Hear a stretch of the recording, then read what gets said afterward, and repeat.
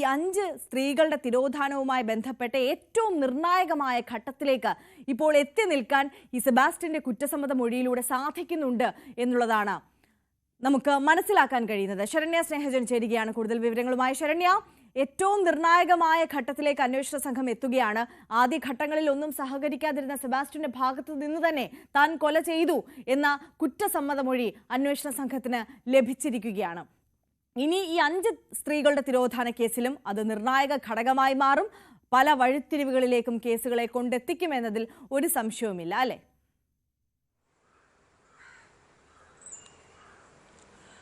തീർച്ചയായിട്ടും. അതായത് ചേർത്തല കടക്കരപ്പള്ളി സ്വദേശിനിയായ ബിന്ദു പത്മനാഭന്റെ കേസിൽ നിർണായകമായ കുറ്റസമ്മത മൊഴി അന്വേഷണ സംഘത്തിന് സെബാസ്റ്റ്യൻ നൽകിയിരിക്കുന്നു എന്നുള്ളതാണ്.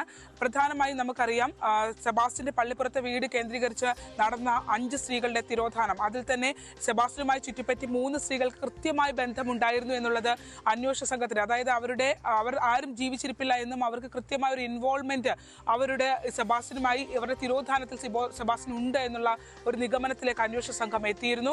എന്നാൽ ഈ കേസിൽ ഇപ്പോൾ ഏറ്റവും നിർണായകമായ, അതായത് ഇതിന്റെയൊക്കെ തുടക്കം എന്ന് നമ്മളൊക്കെ കരുതുന്ന 2006 ബിന്ദു പത്മനാഭൻ തിരോധാനവുമായി ബന്ധപ്പെട്ടാണ് ഇപ്പോൾ നിർണായകമായ ഒരു കുറ്റസമ്മത മൊഴി ക്രൈംബ്രാഞ്ചിന് നൽകിയിട്ടുള്ളത്. കോട്ടയം ക്രൈംബ്രാഞ്ചിന്റെ കസ്റ്റഡിയിൽ സെബാസ്റ്റ്യൻ ഉണ്ടായിരുന്ന ഘട്ടത്തിലാണ് അത്തരത്തിലൊരു കുറ്റസമ്മത മൊഴി നൽകിയിട്ടുള്ളത്. ഇപ്പോൾ ഇന്നലെ കോടതിയിൽ നിന്നും ആലപ്പുഴയിലെ അന്വേഷണ സംഘം സെബാസ്റ്റ്യനെ കസ്റ്റഡിയിൽ വാങ്ങിയിരുന്നു. ഈ കസ്റ്റഡി അപേക്ഷയ്ക്കായി നൽകിയ ഇതിലാണ് ഇത്തരത്തിലുള്ള വിവരങ്ങൾ ഉള്ളത് എന്നുള്ളതാണ്. ഇതുമായി ബന്ധപ്പെട്ട്, അതായത് കസ്റ്റഡിയിലേക്ക് വാങ്ങുന്ന ഘട്ടത്തിൽ ഈ സെബാസ്റ്റ്യൻ ബിന്ദു പത്മനാഭനെ കൊലപ്പെടുത്തി എന്നുള്ള, അതായത് ഇതുവരെ ഒരു മിസ്സിംഗ് കേസായാണ് ബിന്ദു പത്മനാഭൻ കേസ് ഉണ്ടായിരുന്നത്. എന്നാൽ അതിൽ നിന്ന് മാറി ബിന്ദു കൊല ചെയ്യപ്പെട്ടെന്നും അത്തരത്തിൽ ഒരു വകുപ്പുകളടക്കം ചേർത്തുകൊണ്ട് ഈ കേസ് ക്രൈംബ്രാഞ്ച് അതിന്റെ ഒരു ഘടന മാറ്റിയത് തന്നെ 1 മാസം മുമ്പാണ്. 302 അടക്കമുള്ള പഴയ കൊലപാതകമാണ്. അതുകൊണ്ട് കൊലപാതക കുറ്റം പഴയ 302 അടക്കം ചുമത്തിക്കൊണ്ടാണ് അവിടെ ബിന്ദു പത്മനാഭൻ കേസിൽ സെബാസ്റ്റ്യനെതിരെ ഈ കേസിന്റെ വകുപ്പുകൾ ഉയർത്തിക്കൊണ്ടുള്ള റിപ്പോർട്ട് ക്രൈംബ്രാഞ്ച് കോടതിയിൽ നൽകിയിരുന്നത്. ക്രൈംബ്രാഞ്ച് ആ റിപ്പോർട്ട് നൽകിയ 1 മാസത്തിന് ശേഷമാണ് ഇപ്പോൾ ഇത്തരത്തിൽ കസ്റ്റഡിയിൽ വാങ്ങുന്നതിനായുള്ള കാര്യങ്ങളിൽ ഇത്തരം കാര്യങ്ങൾ വ്യക്തമാക്കിയിട്ടുള്ളത് എന്നുള്ളതാണ്.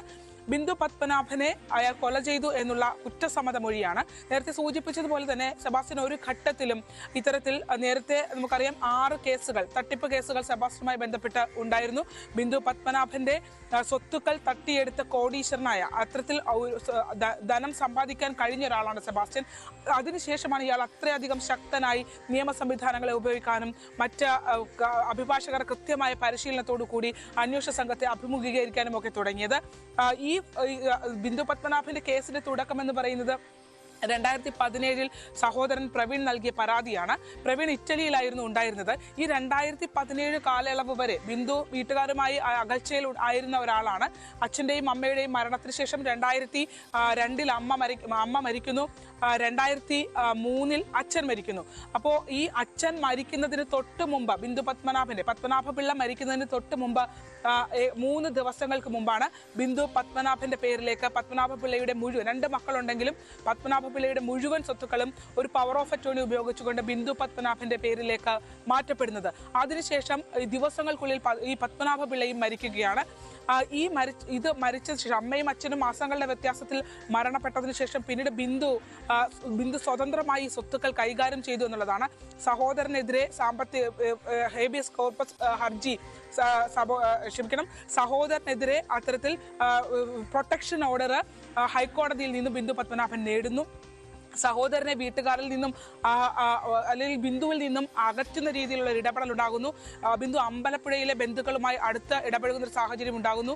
ഈ 2006 ശേഷം ബിന്ദുവിന്റെ അച്ഛന്റെ പേരിലുള്ള ട്രഷറി അക്കൗണ്ട് പോലെ പണം പോലും ഉപയോഗിച്ചിട്ടില്ല എന്നുള്ളതാണ്. ഒരു ബന്ധവുമില്ലായിരുന്നു. അതായത് 2003 കാലയളവ് മുതൽ തന്നെ സെബാസ്റ്റ്യൻ, അച്ഛൻ ജീവിച്ചിരിക്കുന്ന സമയം തൊട്ട് സെബാസ്റ്റ്യൻ ബിന്ദുവിനൊപ്പം സൗഹൃദം നടിച്ചുണ്ട് എന്നുള്ളതാണ് നമുക്ക് അന്വേഷണത്തിൽ മനസ്സിലാക്കാൻ കഴിഞ്ഞിട്ടുള്ളത്. ഈ ഇറ്റലിയിലുള്ള സഹോദരന് അബ്കാരി കേസുകളുമൊക്കെ ബന്ധപ്പെട്ട് നാട്ടിലേക്ക് വരാൻ കഴിയാത്ത സാഹചര്യം ഉണ്ടാകുന്നു.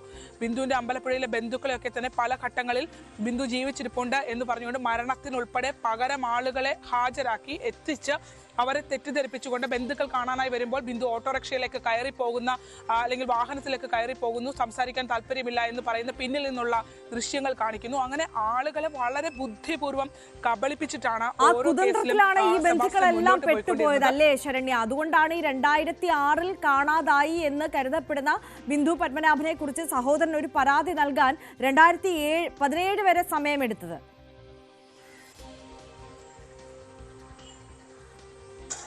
തീർച്ചയായിട്ടും. അതായത് ബിന്ദുവിനെ സഹോദരൻ തമ്മിലാണ് ആദ്യം ഇയാൾ തെറ്റിക്കുന്നത് എന്നുള്ളതാണ്.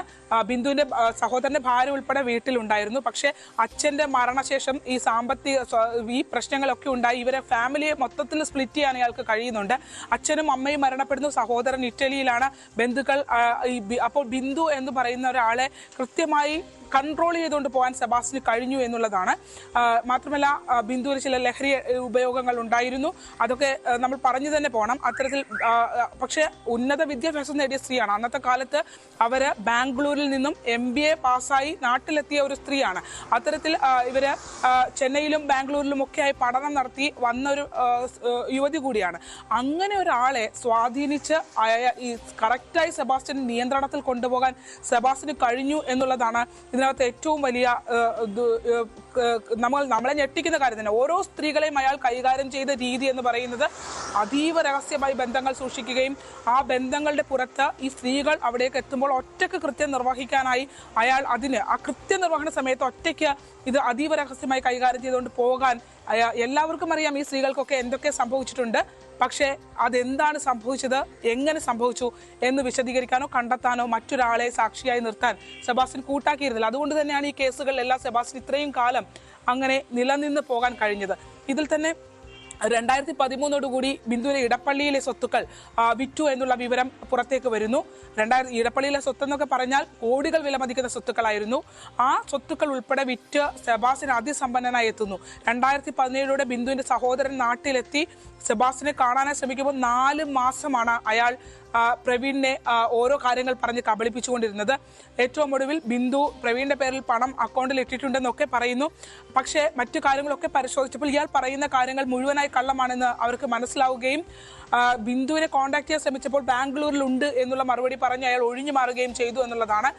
അതോടുകൂടി പ്രവീൺ ഈ കേസുമായി നിയമ സംവിധാനങ്ങളുടെ മുന്നിലേക്ക് വരികയായിരുന്നു. പക്ഷെ അവിടെയും ഏറ്റവും പ്രധാനപ്പെട്ട കാര്യം അന്നത്തെ പോലീസ് ഉദ്യോഗസ്ഥർക്ക് ഗുരുതര വീഴ്ച ഈ കേസ് അന്വേഷണത്തിൽ ഉണ്ടായി എന്നുള്ളതാണ്.